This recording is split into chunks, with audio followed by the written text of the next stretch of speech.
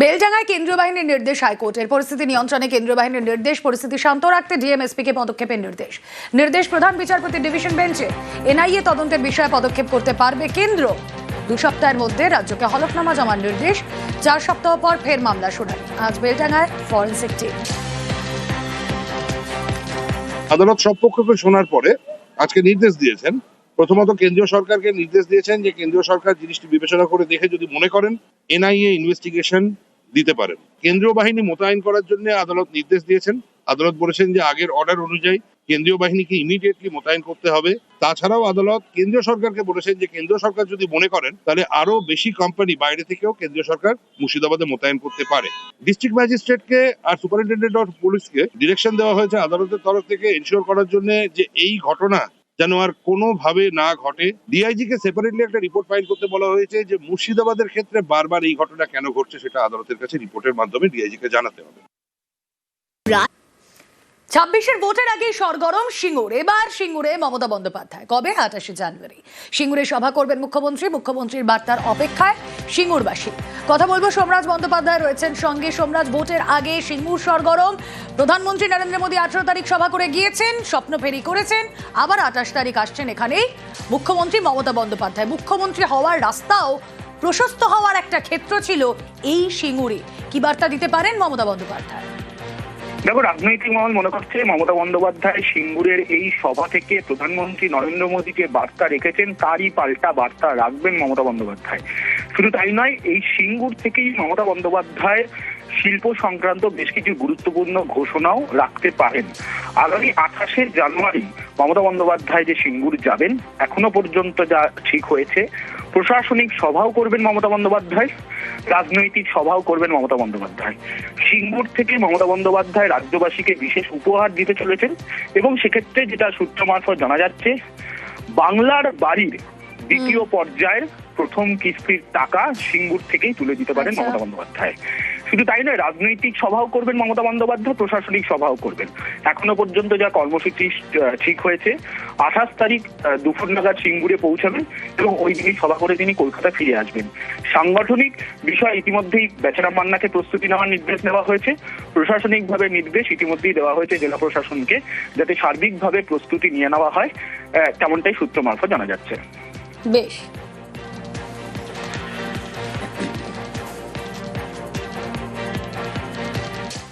বিজেপির নতুন সর্বভারতীয় সভাপতি নীতিন নবীন বরণেও নরেন্দ্র মোদীর মুখে বাংলার নাম। মোদী বুঝিয়ে দিলেন 26-এ তাঁদের পাখির চোখ বাংলা। তবে বাংলার চ্যালেঞ্জ যে সহজ নয় সেটাও স্পষ্ট প্রধানমন্ত্রীর ভাষণে। দায়িত্ব নেওয়ার আগের রাতেই বঙ্গ বিজেপির নেতাদের সঙ্গে বৈঠক নীতিন নবীনের।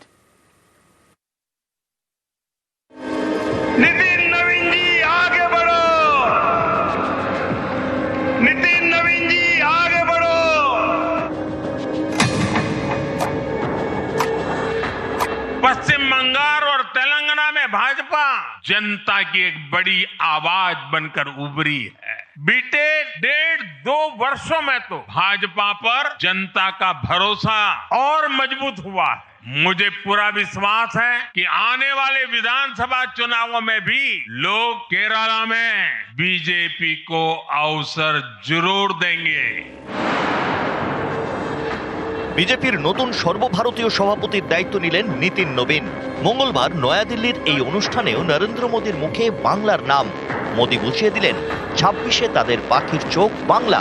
তবে বাংলার চ্যালেঞ্জ যে সহজ নয় সেই বার্তাও স্পষ্ট প্রধানমন্ত্রীর ভাষণে। बीते 11 वर्षों में बीजेपी ने हरियाणा, असम, त्रिपुरा और ओडिशा में पहली बार अपने सामर्थ्य से सरकार बनाई। पश्चिम बंगाल और तेलंगाना में भाजपा जनता की एक बड़ी आवाज बनकर उभरी है। बीते 1.5-2 वर्षों में तो भाजपा पर जनता का भरोसा और मजबूत हुआ है। विधानसभा हो या स्थानीय निकाय, बीजेपी की स्ट्राइक रेट अभूतपूर्व रही है। मुझे पूरा विश्वास है कि आने वाले विधानसभा चुनावों में भी लोग केरला में बीजेपी को अवसर जरूर देंगे। 26-এর ভোটে বাংলা জিততে বিজেপির অন্যতম অস্ত্র অনুপ্রবেশ। বঙ্গ সফরে এসে বারবার এই অস্ত্রে শান দিতে দেখা গিয়েছে নরেন্দ্র মোদীকে। टीएमसी को घुसपैठिए इसलिए पसंद है क्योंकि वो इनके पक्के वोट बैंक है। দলের সর্বভারতীয় সভাপতির দায়িত্ব নেওয়ার দিন নীতিন নবীনের মুখেও অনুপ্রবেশের কথা। अगले कुछ महीने में तमिलनाडु, असम, बंगाल, केरल और पुडुचेरी में चुनाव होने जा रहा है। किस प्रकार से बदले हुए डेमोग्राफी में वहां चीजें बदल रही हैं और हम हमेशा विश्वास करते हैं कि हमें अपनी आस्थाओं के केंद्र के लिए और सनातन परंपराओं को केंद्र को बचाने की लड़ाई अगर लड़नी है तो निश्चित रूप से अपने देश को सुरक्षित रखने की लड़ाई लड़नी है तो इन 5 राज्यों में हमें एक मजबूत ताकत बन के आना है। সাধারণত আনুষ্ঠানিকভাবে দায়িত্ব নেওয়ার পর সব রাজ্যের নেতৃত্বের সঙ্গে বৈঠক করে থাকেন বিজেপির সর্বভারতীয় সভাপতিরা, কিন্তু নীতিন নবীন বৈঠক করেছেন দায়িত্ব নেওয়ার আগেই। মঙ্গলবার তিনি আনুষ্ঠানিকভাবে দায়িত্ব নিলেন। সোমবার রাতে তিনি বৈঠক করেন বাংলার বিজেপি নেতাদের সঙ্গে। বৈঠকে ছিলেন শ্রমিক ভট্টাচার্য, সুকান্ত মজুমদার, সুনীল বনসাল, লকেট চট্টোপাধ্যায়রা। বাংলায় সংগঠনের কি পরিস্থিতি সেটা খুঁটিয়ে জানেন নীতিন। 28শে জানুয়ারি তার বঙ্গ সফরে আসার সম্ভাবনা। 2019-এর লোকসভা ভোটে বাংলায় বিপুল সাফল্য পায় বিজেপি। তারপর থেকেই পদ্মের পাখির চোখ বাংলা। এরপর একাধিকবার সভাপতি বদলেছে বিজেপির। জাতীয় স্তরে ব্যাটিং গিয়েছে অমিত শাহের হাত থেকে জেপি নাড্ডার হাতে। নাড্ডার পরে এবার নীতিন নবীন। সভাপতি বদলেছে বাংলাতেও। দিলীপ ঘোষ রাজ্য সভাপতি থাকাকালীন লোকসভা এবং বিধানসভা ভোটে বঙ্গে ভালো ফল করে বিজেপি। দিলীপের পর সভাপতি হন সুকান্ত মজুমদার। সুকান্তের পর এবার শ্রমিক ভট্টাচার্য। জাতীয় এবং বাংলা বিজেপির দুই দলেই এখন নতুন ক্যাপ্টেন। বাংলার 22 গজে এই জুটি কেমন পারফরমেন্স করে সেটা বোঝা যাবে ভোটের ফলে।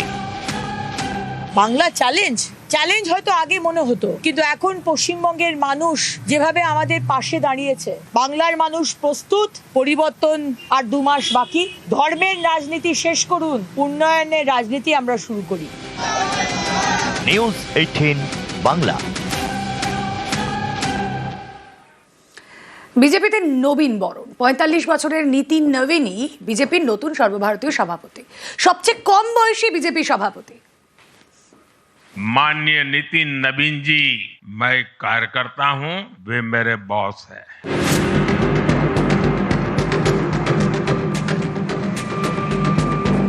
বিজেপির নেতৃত্বে এবার নবীন মুখ নীতিন নবীন।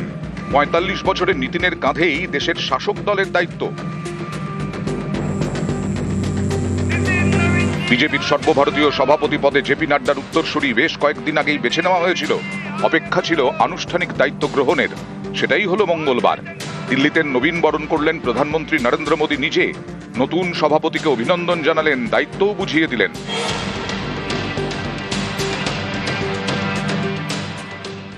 माननीय नितिन नवीन जी, मैं कार्यकर्ता हूं, वे मेरे बॉस हैं।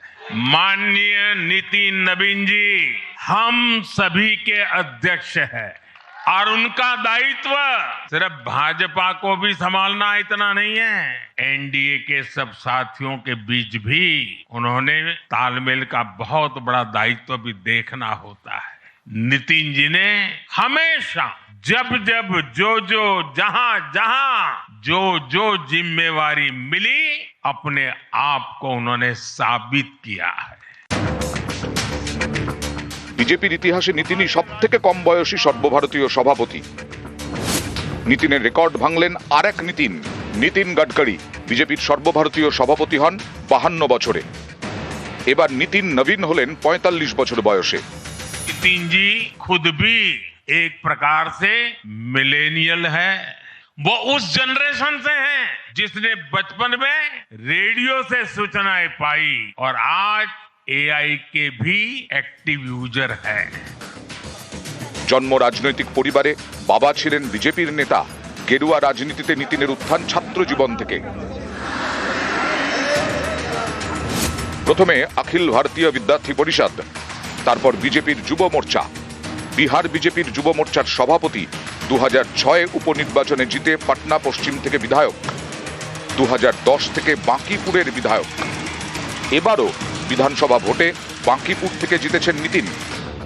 2021 থেকে তিনি বিহারের মন্ত্রী। নীতিন নবীন শুধুমাত্র নিজে জিতেছেন তাই নয়, একাধিক ভোটে দলকে জেতাতেও গুরুত্বপূর্ণ ভূমিকা নিয়েছেন। 2023-এ ছত্তিশগড় বিধানসভা নির্বাচনে বিজেপিকে জেতানোর দায়িত্ব দেওয়া হয়েছিল নীতিনকে। কংগ্রেসের হাত থেকে ছত্তিশগড় ছিনিয়ে নিয়েছিল বিজেপি। 2024-এর লোকসভা ভোটেও ছত্তিশগড়ে ভালো ফল করে পদ্ম শিবির। এবার নীতিনের বিহারেও বিজেপির দুর্দান্ত ফল। সেই নীতিনের কাঁধেই এবার বিজেপির দায়িত্ব। তবে বিজেপির নবীন সেনাপতির সামনে চ্যালেঞ্জও প্রচুর। কয়েক মাসের মধ্যেই 5 রাজ্যে বিধানসভা ভোট। পশ্চিমবঙ্গ, অসম, তামিলনাড়ু, পুদুচেরি, কেরল, সামনেই এই 5 রাজ্যে ভোট। এর মধ্যে শুধুমাত্র অসমে বিজেপির সরকার, কিন্তু বিজেপি চায় বাকি রাজ্যগুলিতেও পদ্ম ফোটাতে। সভাপতি হয়েই নীতিন নবীনের কাছে এটা বড় চ্যালেঞ্জ। माननीय नितिन नवीन जी, मैं कार्यकर्ता हूं, वे मेरे बॉस हैं। নিউজ 18 বাংলা।